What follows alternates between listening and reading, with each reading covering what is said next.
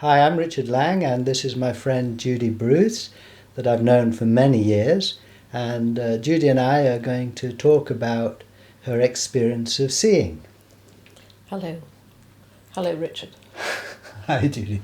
So how did it start? What drew you to seeing in the first place? It was Zen. Zen drew me, quite by chance, actually. I was in Japan and I came across Alan Watts's book, The Way of Zen, which I read on the bullet train going to Tokyo. And I thought, gosh, this is something I really want. I want to be enlightened. So what year was this? How old were you? It was 1968. 68. Yeah. And I was 29. And I'd been travelling in overland to India and then Australia. I'd been in Hong Kong, and then I was just passing through Japan. But I read this book and it said meditate, and I thought, well, I'm in the place of meditation, so I better find a place to meditate and a master, and all that. So I changed my plans. And I stayed for 3 months in Japan, and I went to a monastery, and I was sitting, and the koan that I was given was the koan mu. What is mu? What is nothingness? What is nothing? Which I couldn't make any head or tail of. And I actually, during that time, I read Douglas's book on having no head and couldn't make any sense of it at all, because I had already got the idea that I must spend 7 years in Japan, learn Japanese, sit in the robes, and do all that stuff, and then I might be ready to get enlightened. But I came home for Christmas, intending to go back, and my friend Sarah, who I knew from the overland trip, she said, go and see Douglas Harding, he knows about Zen. She'd already met Douglas. She had, at the ashram in India. Tiruvannamalai. So I went, I rang him up, and he said, come to visit me in Ipswich, and he collected me from the station, and he took me to his house, to Undersholland. We sat down, and he there was the usual preamble, and then he said, what are you looking out of? And there was this white-bearded, rather imposing man, and I thought, oh, he's gone off his head. And I said, well, my eyes, sort of adding, of course, mentally. And he said, what nonsense. And I was so shocked and that I instantly stopped thinking, and I stared at him. And I said, I'm looking out of nothing. And then penny dropped, my koan. And so you, in that moment, became aware of your single eye, so to speak. I became aware of being empty and clear and just being. And you recognised it for what you'd been looking for. I don't know that I knew that it was the answer to the koan, and obviously that must, have meant a lot. But what happened after that was when I read the scriptures, the Buddhist scriptures, which I hadn't understood, I understood them. And that was really significant. And I said, that's too simple. And he said, everybody says that. And he invited me back for the weekend, and it kind of went from there. So where did it go from there for you, Judy? What happened? It's more than 40 years ago. Well, a lot of things happened. I was still very keen on this idea of being enlightened, which I saw as being perfect, perfect human being. But Douglas gave me a different way of looking at it, which was that, our perfection, this is perfection, and the human being is flawed or whatever. The human being is made up of a mixture of things which some people say are flaws and some of virtues and all that. And okay as it is. that was really important for me, this idea that here my true nature is perfect, without sin, really. Catholic upbringing, all that stuff. So did that take the pressure off you having to be perfect as Judy then? Absolutely, yeah, because Judy was all right as she is, and perfection doesn't lie in trying to make Judy perfect in herself. And that was rather significant for me because of my background and things about me. And has that continued to play its part in your life, a kind of ongoing acceptance of Judy? Well, yes. I think what I did was something that happens to people who get on the spiritual path quite often happens. I separated the two. Judy was there in the mirror, and I could ignore her, and I could just be my spaciousness and spaced out, hopefully. Over the years, I've come to realise that no, that's not how it works, and that it was very important for me actually to accept Judy as she is. To own her, to stop kind of doing this disembodied and devoid of care sort of stunt, because I wasn't devoid of care. I still had loads of cares and problems and, the usual thing that life is made up of, and I had to deal with it in some way or another. And a lot of my problems, as with most of us, I'm sure, to do with relationships and getting on with people. And because of my upbringing, I found that quite difficult, to get on with people, the rough and tumble and the interchange and accepting things about me that people don't like and all that kind of stuff.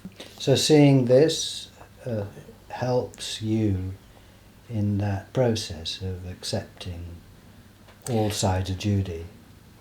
Well, eventually I came to realise that it was quite important to actually listen to what people say in my relationships, to listen to what people say about me, critical things, and to take them on board, and to actually realise that, yeah, okay, perfection might reside here, but in other people's eyes, perfection in this part, is not happening, let's say.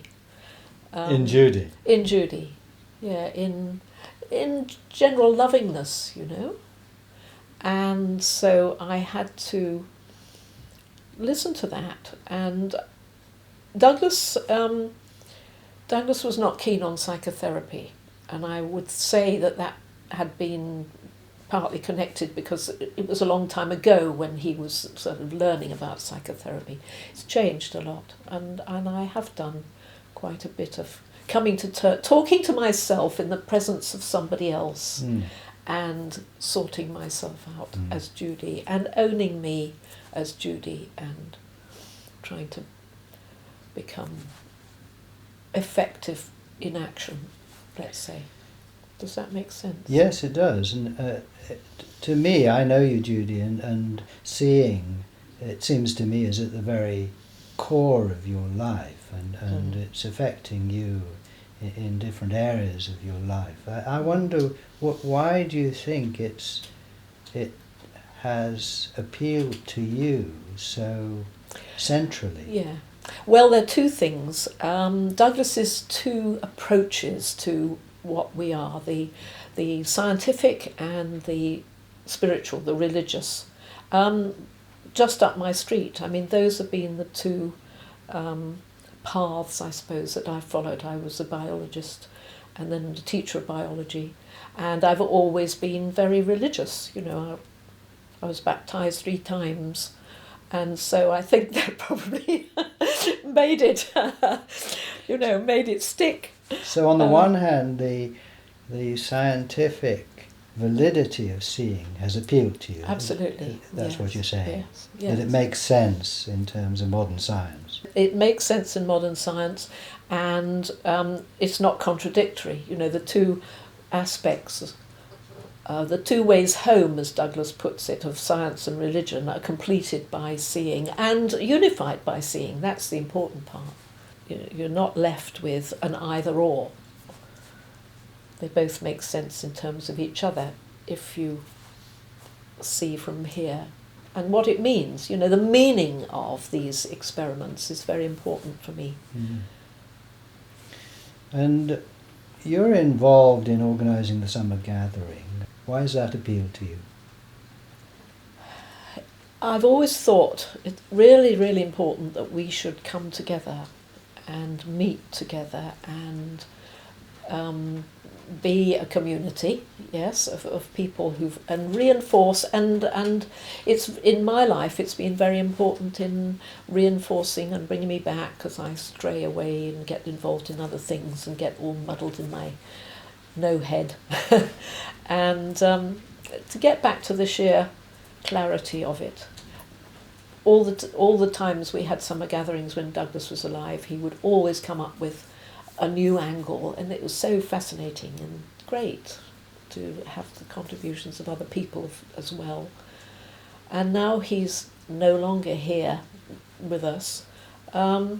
It's still going on, and I think this is absolutely fantastic. And the fact that people are still coming and more people are coming, it's got a momentum of its own, and that's just wonderful. There's something about being with others that inspires one and reminds one. Yeah, and to sit down and do the experiments and take the opportunity of conducting them and having other people do them as well. Yes, it's good practice.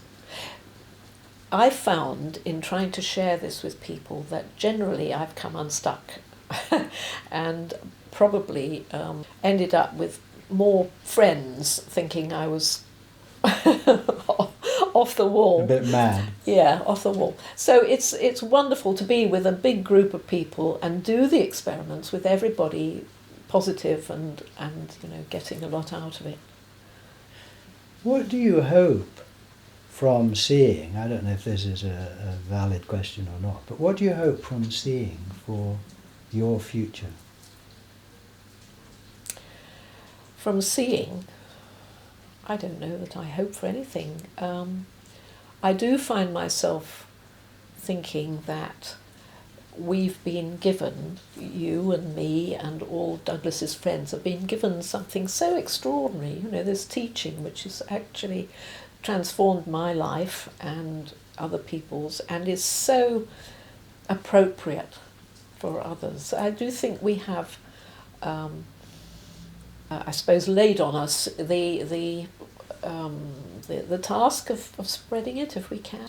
So you're drawn to making it more available? Absolutely, yes, I am, because I find it helps me.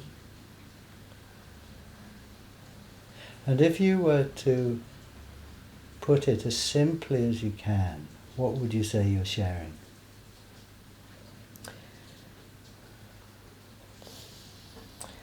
Who I am, who I really, really am. Can't say more than that, really. It's wonderful being built open for the world. It's wonderful being not a thing in the world, but the world being in me. Why? Because it frees me from all those limitations. It frees me to be happy in the world, content in the world and with the world, and to be, I suppose, not burdened by, the life lived from who one is as a little one. Only that it's as one gets older, it becomes, not a very nice prospect. But from this perspective, from this point of view,